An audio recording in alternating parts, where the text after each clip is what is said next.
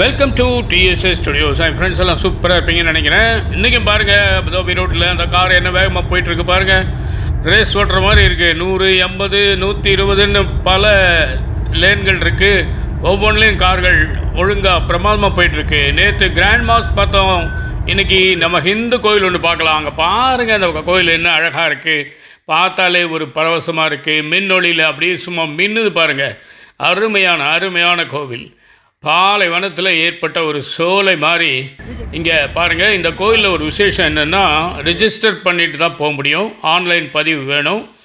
Slot கொடுப்பாங்க 7 to 8ன்னு. அந்த டைமுக்குள்ளே போய்க்கலாம், ஒன்றும் பிரச்சனை இல்லை. இங்கே பாருங்கள், மின்னொளி என்ன ஒரு அழகு. படியிலேருந்து சைடில் வரைக்கும் எல்லா பக்கமும் விளக்கொளி. எங்கு பார்த்தாலும் ஒளி வெள்ளம். ஆண்டவன் வசிக்கும் இடம் அல்லவா, ஒளிக்கு என்ன பஞ்சம். ஆஹா, எப்பேற்பட்ட ஒரு இடம் பாருங்கள். சும்மா அப்படியே கண்ணை பறிக்குது, மனதை மயக்குது, கருத்தை கொள்ளுது. கடவுள்னாலே ஒரு நயம் இருக்கும் இல்லையா, அது மாதிரி தான் இதுவும். என்ன அற்புதமாக நிர்மாணிச்சிருக்காங்க தெரியுங்களா. பாலைவனத்தில் எத்தனை மரங்கள், எத்தனை நீர்வீழ்ச்சிகள், குளங்கள். ஆஹா, அந்த கோவிலுக்கு போனால் கடவுளே இல்லைன்னு சொன்னால் கூட கொஞ்சம் நேரம் அப்படியே அசையாமல் நின்றுவாங்க. அந்த வெள்ளையாக இருக்குது பார்த்தீங்களா, வெள்ளி மாதிரி. அதுக்குள்ளே தான் எல்லா கடவுளுடைய சன்னதிகளும் இருக்குது. அது வரைக்கும் தான் நம்ம போக முடியும். அதுக்குள்ளே ஃபோட்டோகிராஃபி நாட் அலவுட். அதனால் நம்ம இங்கேயே நின்றுக்கிறோம். அங்கே என்னென்ன சுவாமிகள் இருக்குது அப்படின்னு சொன்னால், சிவன் பார்வதி இருக்குது, ராதா கிருஷ்ணன் இருக்குது, வெங்கடாஜலபதி இருக்குது, முருகன் இருக்குது, ஐயப்பன் இருக்குது. இப்படி பல சுவாமியினுடைய சன்னதிகள் அங்கே இருக்குது. காண கண்கோடி வேண்டும் போல், அந்த அளவுக்கு நல்லா இருக்கும் அப்படின்னு சொன்னாங்க.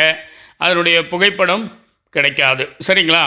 இந்த மாதிரி ஒரு ஏற்பாட்டை இந்த இடத்துல பண்ணியிருக்கிறது ரொம்ப விசேஷமாக தெரியுது. அதை பார்க்குறதே நமக்கு ஒரு பெரிய புண்ணியமாக நான் நினைக்கிறேன். நிச்சயமாக பாருங்கள், அந்த பாலைவனத்தில் இப்படி ஒரு பசும் ஜோலை உண்டாக்கியிருக்காங்க அப்படின்னு சொன்னால் அவங்கள நிச்சயமாக பாராட்டணும். நம்ம பிரதமர் கூட இந்த கோயிலுக்கு வந்திருக்கிறதா சொன்னாங்க. அவருடைய புகைப்படம் அங்கே இருக்குது.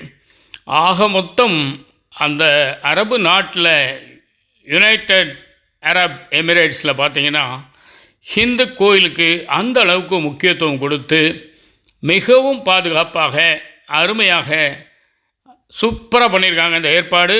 அந்த கோயிலுக்கு போனாலே நம்ம கஷ்டங்கள் விலகிரும் போல தெரியுது, அந்த அளவுக்கு இருக்குது. பாருங்கள், கங்கையில் அந்த விளக்கெல்லாம் மிதக்க விடுற மாதிரி இங்கேயும் அந்த குளத்தில் அந்த தீபங்களை மிதக்க விட்டுருக்காங்க. தாய் எல்லா ஊர்லேயும் தாய் தானேங்க, அதே மாதிரி தண்ணியும் எல்லா ஊர்லேயும் கங்கை தானே.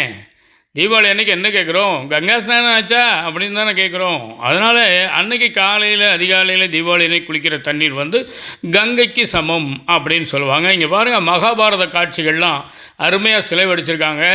அங்கே பாருங்கள், கோபாலகிருஷ்ணன் கோபியரோட என்னமா டான்ஸ் ஆடிட்டு இருக்காரு. அப்புறம் மழை பெய்யுதுன்னு சொன்னோன்னே கோவர்த்தன மலையை குடையாக பிடிச்சிருக்காரு பாருங்கள். இங்கே பாருங்கள், பாஞ்சாலியை துரியோதனன் என்ன தைரியமாக துயில் உரிகிறார் பாருங்கள். கடைசியாக இந்த கீதா உபதேசம் பாருங்கள், பாரத போர் அதன் நடுவில் பாருங்கள், அழகாக கீதா உபதேசம் பண்ணிகிட்ருக்கார் கிருஷ்ணன் அர்ஜுனனுக்கு. ஆக மொத்தம் கடவுள் பக்திக்கு மட்டுமல்ல, கலை சிற்ப அந்த வேலைப்பாடுகளுக்கும் மிகவும் பிரசித்தி பெற்ற ஒரு கோவிலாக இது இருக்குது. இதை வாழ்நாளில் ஒரு தடவை நம்ம பார்க்கணும் அப்படின்னா நிச்சயமாக அதுக்கு புண்ணியம் பண்ணியிருக்கணும். அந்த வாய்ப்பு எல்லாருக்கும் கிடைக்கட்டும்னு நான் ஆண்டவனை இந்த இடத்துல வேண்டிக்கிறேன். மிக பிரமாதமான இடம். பார்த்துருப்பீங்க, ரசிச்சிருப்பீங்கன்னு நம்புகிறேன். உங்களுடைய மேலான கருத்துக்களை எதிர்பார்க்குறேன். மீண்டும் அடுத்த எபிசோடில் சந்திப்போமா? அதுவரை உங்களிடம் விடைபெறுவது உங்கள் அன்பன் டி. சண்முக சுந்தரம், போத்தனூர், கோயம்புத்தூர். நன்றி, வணக்கம்.